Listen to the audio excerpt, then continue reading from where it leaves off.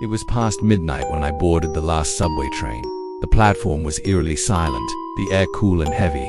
The only noise I could hear was the sound of my footsteps echoing in the empty station. I had just finished a long, draining shift and was desperately looking forward to getting home. The train arrived and I made my way inside, grateful to finally sit down. The car was almost completely empty except for one woman sitting at the far end. She didn't move. Her hands were placed neatly in her lap and her posture was stiff, almost unnatural. But it wasn't just her stillness that unsettled MIT, was the way she stared at me. Her eyes were wide open, unblinking, not a single movement, not even a slight shift in her gaze. She wasn't looking around or even staring at anything in particular. Her eyes were fixed on me, and it was as if she could see straight through me. Trying to ignore her, I sat down, trying to settle into my seat and distract myself with my phone. But no matter how much I focused on the screen, I could feel her eyes on me. It was as if they were burning into my soul. The hairs on the back of my neck stood up. I decided to look away and stare out the window, but the strange woman's eyes still felt like they were watching me. That's when something odd happened. The train entered a tunnel and the lights flickered for a brief second. I barely had time to react before the lights returned, but when they did, she was 2 rows closer to me. My heart skipped a beat. I didn't know how to process what had just happened. How could she have moved that quickly without me noticing? I turned my head, pretending to check my phone, but my eyes flicked to her again. This time I could feel the dread creeping into my bones. There was something terribly wrong about her, something that went beyond the strange way she stared at me. As the train passed through another tunnel, the lights flickered again, but this time, when they came back on, she was right next to me. Her cold, clammy hand was resting on my arm. I froze, my breath catching in my throat. I didn't know what to do. My body screamed at me to run, but my legs wouldn't move. I couldn't speak. All I could do was stare at her. And then, just as suddenly as she had appeared beside me, she was gone. The train was empty, just ... silence. I didn't even hear the doors open when my stop arrived. I just bolted off the train, my heart racing in my chest. I rushed up the stairs to the exit, hardly able to breathe. The cold night air outside was a welcome relief. I tried to calm myself, telling myself I was just being paranoid. But then, as I stood on the platform, the train pulled away.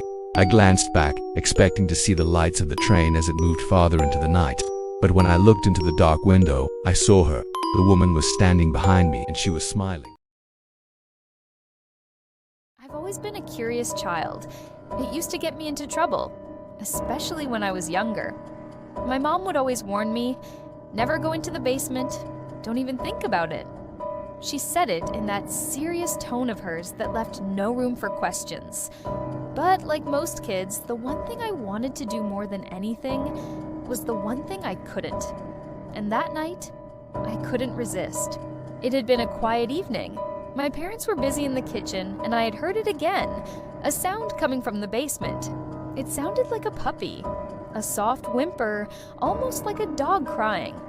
We didn't have any pets at the time, but that sound, it was so familiar. And I couldn't shake the feeling that I needed to go down there and see for myself. I waited until Mom and Dad weren't looking, then I slowly crept to the basement door. The house was silent except for the occasional hum of the refrigerator, and that's when I heard it again, a faint whimper coming from the basement. Without thinking, I opened the door. The air was thick and musty, and the wooden steps creaked beneath my feet as I took the first cautious step down. The light from the upstairs didn't reach far enough to fully illuminate the stairs. The darkness seemed to stretch on forever. But then, from the depths of the basement, I heard the sound again, a soft, pleading noise. I was almost at the bottom of the stairs when I saw him. A boy, sitting in the corner of the basement. He was curled up, his arms and legs missing. His face was pale, his eyes wide with what I could only describe as a strange, sorrowful look. I couldn't look away. His eyes locked with mine, and that is when I realized the sound I had thought was a puppy was coming from him. He was making noises like a dog, a sound I'll never forget. I tried to back up the stairs, but before I could, I felt my mother's arms grab me, yanking me back up into the hallway. She slammed the door and locked it with such force that I was almost knocked off my feet. She didn't yell at me, not at first. She just looked at me with an intensity that made my heart skip a beat. "Never go into the basement again," she told me, her voice trembling with fear. It was the first time I'd ever seen her so afraid. She gave me a cookie to calm me down, but I couldn't forget what I'd seen. And to this day, I still wonder who that boy was and why he was there. I've lived with this nightmare for as long as I can remember. I can't escape it. Every time I look into the mirror, she's there. The woman. She appears behind me, standing in the reflection, her pale face and dark, hollow eyes fixed on me. It started out small, just fleeting glimpses. At first I thought I was imagining it. I told myself, it's just stress, maybe a trick of the light, but then it started happening more often. I'd look in the mirror, and there she was, standing just behind me. Sometimes, she would smile, a twisted, malicious grin that sent chills down my spine. Other times, she would just stand there, her eyes locked onto mine. But it wasn't just her presence that terrified me, it was what she did to my loved ones. Every time I looked in the mirror, I would see her murder the people I cared about. She would stand behind them as they looked at me, and she would slowly, deliberately, swipe her hand across their neck.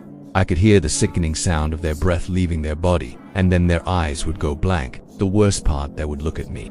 They always looked right at me before they died, and there was nothing I could do. No way to stop her, no way to scream. It wasn't just a reflection anymore. It became a reality I couldn't escape.